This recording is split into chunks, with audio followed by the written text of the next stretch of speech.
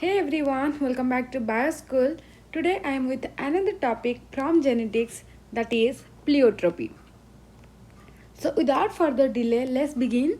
Before proceeding, if you have not subscribed to my channel yet, then please consider subscribing. So what is pleiotropy? The word pleiotropy is Greek origin, whereas pleion means many and tropy means affecting. So the word pleiotropy is derived from two Greek words. One is known as pleion, that means many, and tropy means affecting.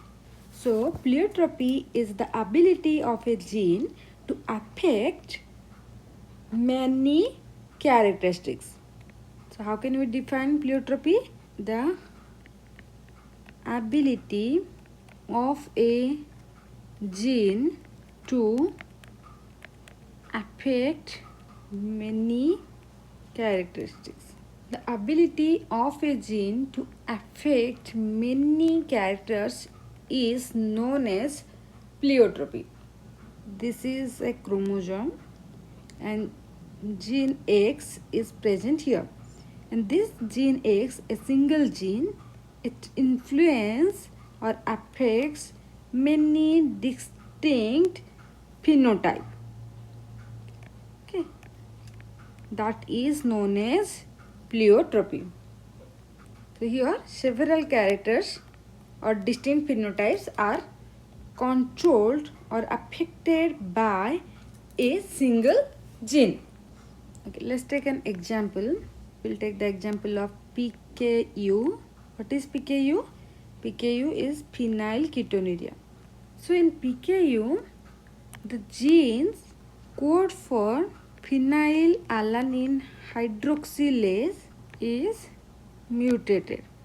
The gene which codes for the enzyme phenylalanine hydroxylase is mutated. What is the role of phenylalanine hydroxylase? Phenylalanine hydroxylase, this enzyme, it converts phenylalanine to tyrosine. Both phenylalanine and tyrosines are amino acids. Enzyme phenylalanine hydroxylase, it helps in converting phenylalanine into tyrosine. But in phenylketonuria, the gene which codes for the enzyme phenylalanine hydroxylase is mutated. So mutation to the single gene PAH, it affects or results in many distinct characters like mental retardation, skin rashes, abnormally small head, okay, or we can call it as a microcephaly, delayed development, then fair skin. Okay. Why fair skin? Because the phenylalanine cannot transfer into tyrosine, and the tyrosine is required for the production of pigment melanin. As the phenylalanine hydroxylase enzyme is mutated in phenylketonuria, so it cannot convert the phenylalanine to tyrosine, and the tyrosine that is required for the production of the pigment melanin. Okay, as the melanin is absent, then that results in fair skin. So here the single gene, it affects many distinct phenotypic characters. This is known as pleiotropy. Let's take another example, sickle cell anemia. Okay, in sickle cell anemia, the gene which codes for the beta globin is mutated, and this mutation is single base mutation. You know, beta globin chain has 147 amino acid. A single base mutation at 6th amino acid, there is valine instead of glutamic acid. In sickle cell anemia, there is mutation of gene that codes for beta globin. Beta globin, it has 147 amino acid. So there is a single base mutation at 6th position where valine is present instead of glutamic acid.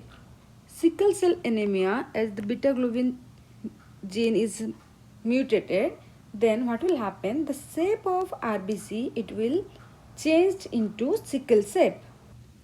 Yes, the shape of RBC changed, they will stock in blood vessel. They will stock in blood vessel.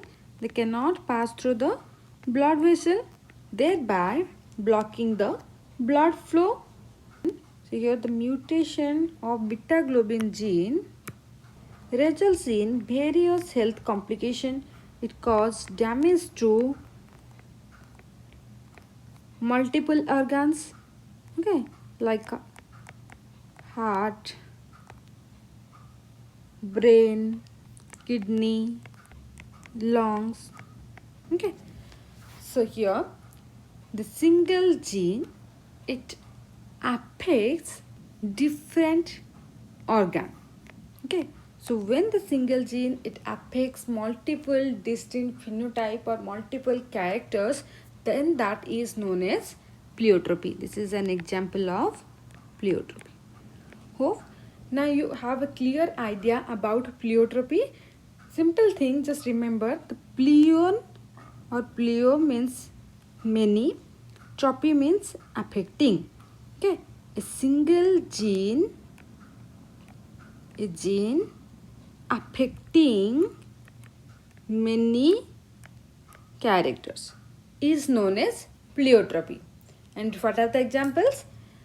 There are many examples, but here we have discussed phenylketonuria and sickle cell anemia.